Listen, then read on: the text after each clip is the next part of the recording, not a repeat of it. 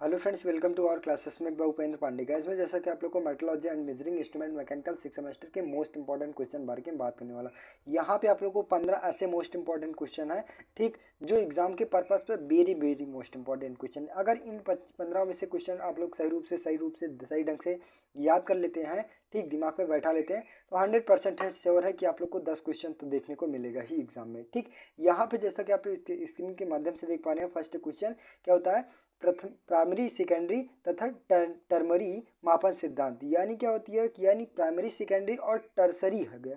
ठीक, ये टर्सरी मापन सिद्धांत क्या होता है, इसके बारे में आप लोग को पूरा विधिवत सही ढंग से आप लोग को रट लेना है।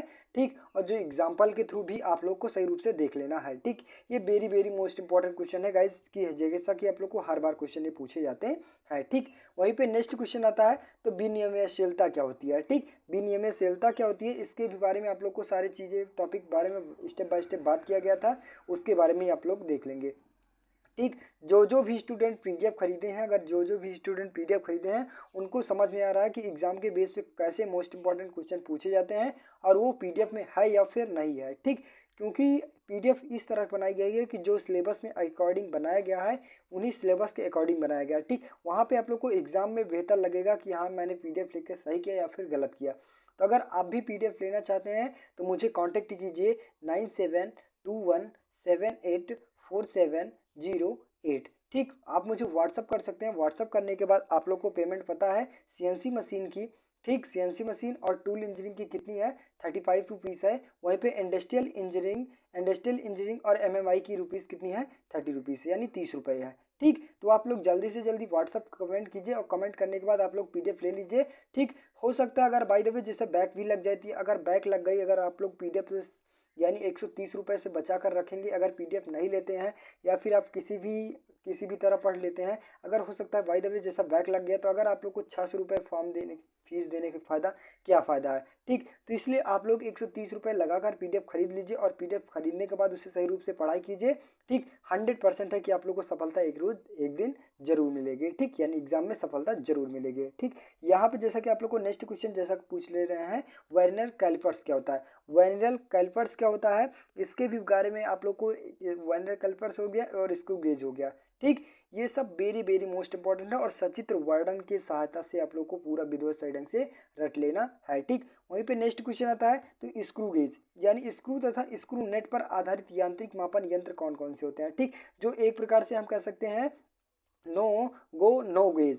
ठीक, यानी नो गो नो गेज, ये इसको आप लोग को एक प्रकार से और दूसरे शब्द से क्या कहते हैं, नो नो गो गो गेज। ठीक, यहाँ पे आप लोग को नो गो गो गेज के नाम से इसको भी जानते हैं, यानी स्क्रू तथा नट पर आधारित मापन यंत्रों के सिद्धांत पर। ठीक, यहाँ पे आप लोग को ये इस प्रकार से क्वेश्चन भी पूछ लिया जाते हैं, कई बार भी क्वेश्चन पूछ लिया जाता है, वहाँ पे बच्चे चक लिया जाते हैं। ठीक, तो आप लोग को पता ही हो गया। ठीक, इनके सिद्धांत पर आप लोग क्वेश्चन रट लेना है। ठीक, वहीं पे नेक्स्ट क्वेश्चन आता है, ध्रुवीकरण क्या होता है। ध्रुवीकरण वेरी मोस्ट इंपॉर्टेंट क्वेश्चन है गाइस, जैसा कि आप लोग को हर बार क्वेश्चन पूछा जाता है।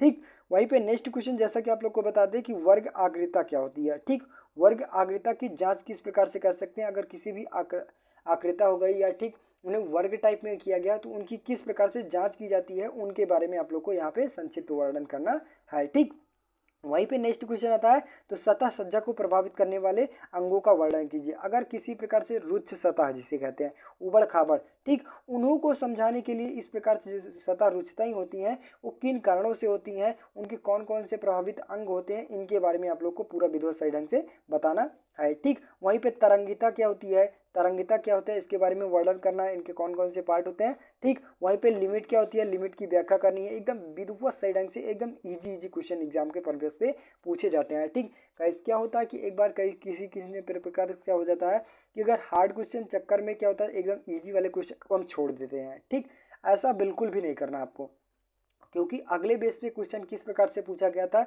जो काफ़ी हार्ड था, वो एक भी क्वेश्चन नहीं पूछा गया था।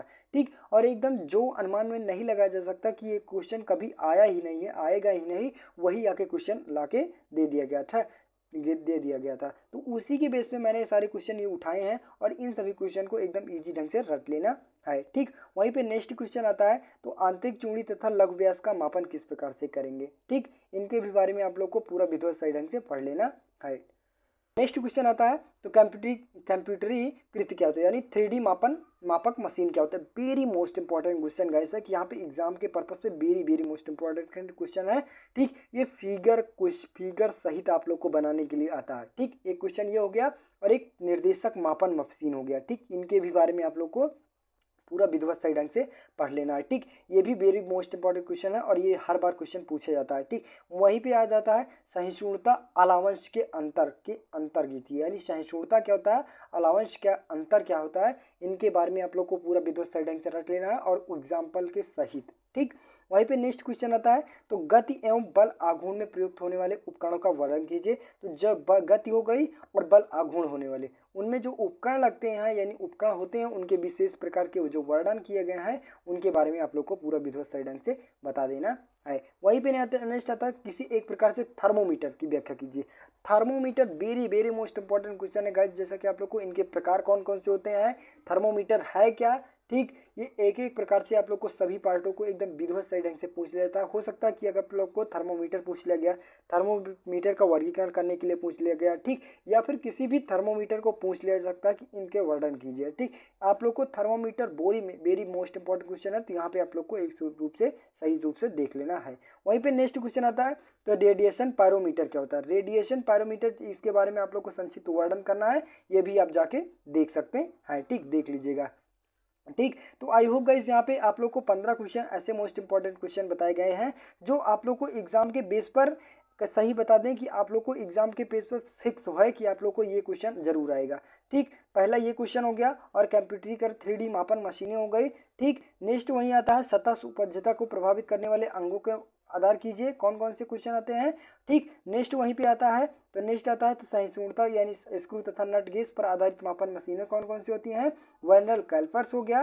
ठीक, और प्राइमरी तथा टर्सरी मापन मंत्र हो गए। यानी आप लोग को 7 इंपॉर्टेंट ऐसे क्वेश्चन है कि जो आप लोग को फिक्स है कि 100% श्योर है, आशा है कि एग्जाम के बेस पर क्वेश्चन ये सभी पूछ लिए जा सकते हैं। ठीक, तो आई होप गाइस यहाँ पे आप लोग को ये वीडियो अच्छी लगी। चैनल पे नए हो, चैनल सब्सक्राइब कीजिए, ज़्यादा से ज़्यादा शेयर करने की कोशिश कीजिए। और आप लोग को एक चीज़ और बता दूं कि जो भी लेक्चर्स है आप लोग को पूरा कंप्लीट हो चुका है। अगर डिस्क्रिप्शन नहीं देखे हैं तो डिस्क्रिप्शन में प्लेलिस्ट की लिंक दे दिए, वहाँ से आप जाके वॉच कर सकते हैं, वहाँ पे किसी प्रकार की प्रॉब्लम नहीं होगी। ठीक, तो बस गाइस आज के लिए इतना ही, मिलते हैं नेक्स्ट वीडियो में, तब तक के लिए जय हिंद।